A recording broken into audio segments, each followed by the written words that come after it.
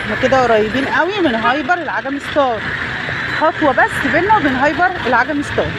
نيجي برضو هنا المنطقه دي تاني كده، ادي كده شارع فضه،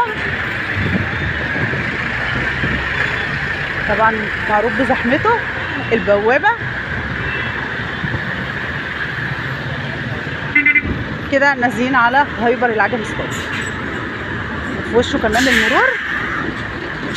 بعديهم هيبقى ابراج العائله، وبعد ابراج العائله هيبقى مسجد الحديد والصلب وشارع البطاش.